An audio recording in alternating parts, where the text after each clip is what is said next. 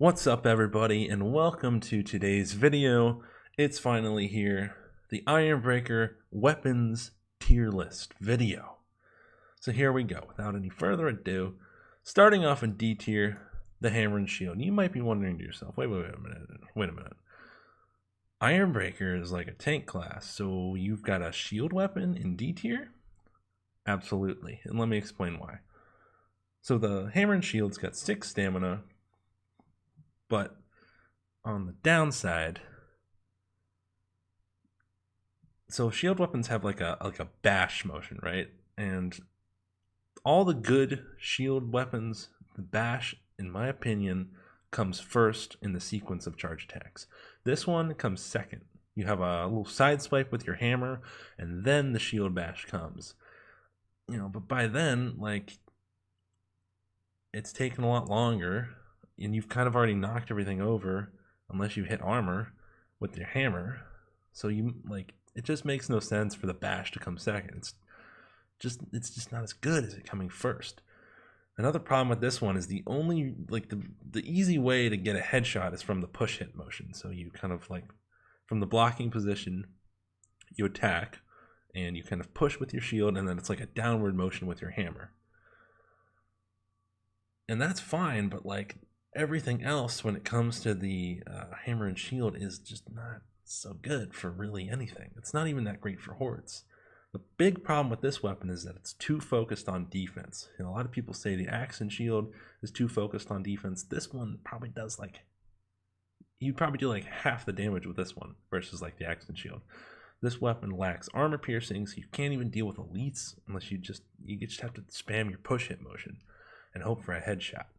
This weapon, it just stinks. I don't know how to put it other than that. It's bad, and I don't like it. Ugh. Moving up to C tier, the single axe. Now, this is actually not that bad of a weapon. I think it's pretty good on Slayer, but not really so good on Ironbreaker. It does have armor piercing and shield breaking abilities. Charge attacks, obviously great for elites. It's got 4 stamina, so moderate defensive capabilities there. But the big problem with this one is that where it really shines is in single target combat, right? So elites, kind of bigger unarmored guys, and armor that obviously has armor piercing, would be the strengths for this one. But the problem with that, Ironbreaker is kind of like a horde guy, He can stagger elites, and he can, he'll do some things with elites, but where he shines is in the horde, and this is just not really a horde weapon.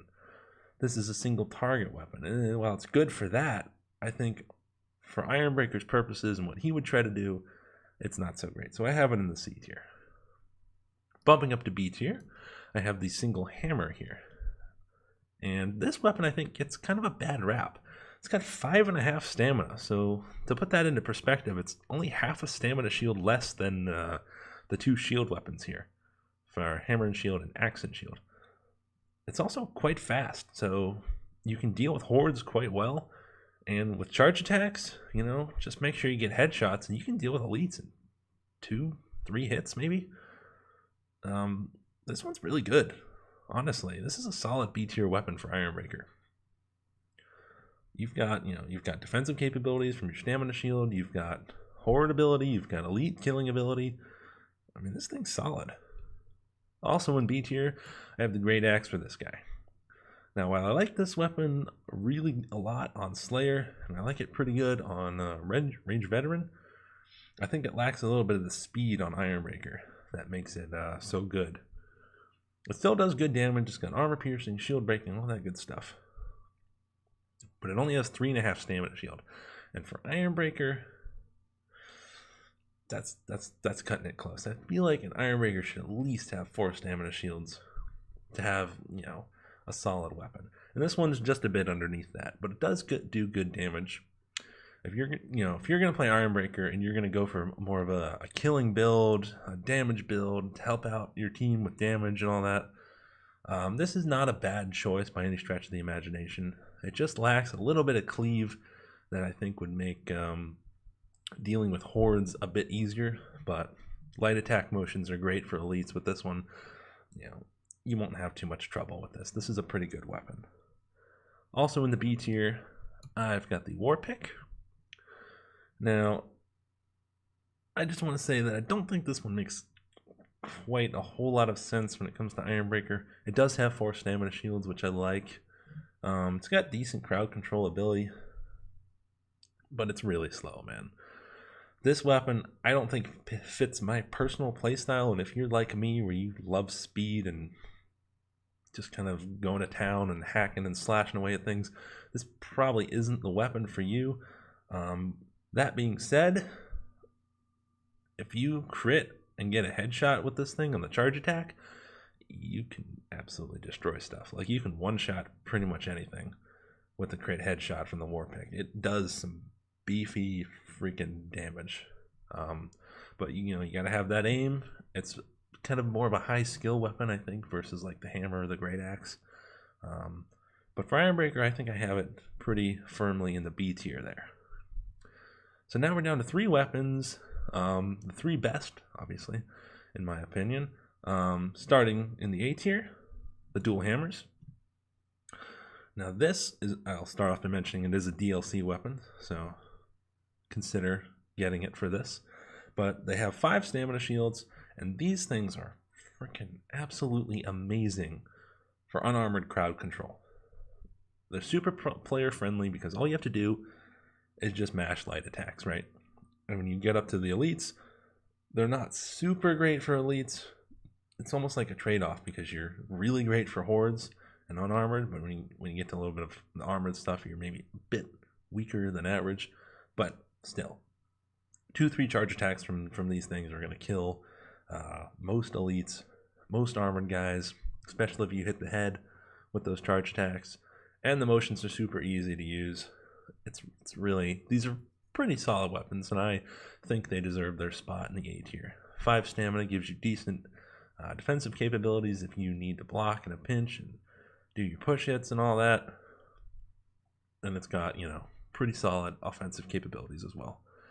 Bumping up to S tier, I've got 2 weapons for you, both non-DLC. The first one, a big shock, the Great Hammer. So this one actually has 4 stamina shields, like the War Pick, except I think it's a lot better than the War Pick, especially on Ironbreaker. This thing has wide sweeping motions on your charge attacks that absolutely let you just dominate hordes, dominate freaking everything. You've got big staggering motions. You've got armor piercing on this thing. Light attacks can deal with elites and chaos warriors like that, man. I think it's 3 hits with a crit will kill a chaos warrior, maybe 4 without a crit with this weapon on freaking Ironbreaker. Like, come on. If you're going to play Ironbreaker and you're going to go for more of an offensive type of build, this would be the weapon to use. This would be probably what I would use if I was going Ironbreaker, but trying to do like a solid amount of damage. This weapon is absolutely fantastic. Also in S tier for Ironbreaker, my personal favorite for him, the Axe and Shield. 6 stamina, like our other shield cousin there down at the bottom of this list. It's got armor piercing. Obviously, it has an axe. But the best thing about this weapon is the shield bash comes first in the sequence of charge attacks. So if you have the staggering enemies, it gives you temp health talent. You can make a buttload of temp health in like no time flat just by doing charge attacks. Block, cancel, charge attack. Block, cancel, charge attack. Or 2 charges in a row. Give you kind of a side swipe with your axe. Very great for hordes. Now some people say that this one doesn't do enough damage, but I think I couldn't disagree more. I mean, 3 charges, a stagger from your shield, a side swipe with your axe, and then a downward motion with your axe to the head will kill a black rat. I mean, it's 3 hits.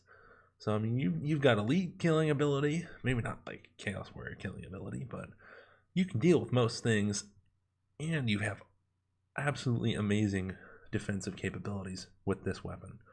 So S tier, you kind of you have 2 roads you can take, right? You have the Great Hammer, which is like, okay, I'm gonna play Ironbreaker, pretty beefy character, pretty tanky guy.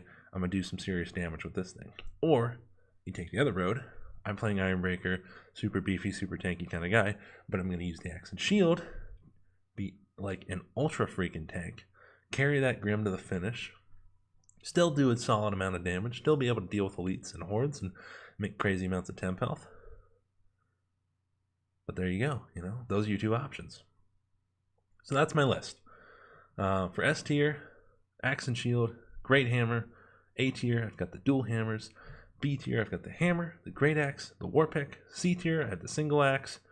And down in D tier, the redheaded stepchild of the group, the hammer and shield.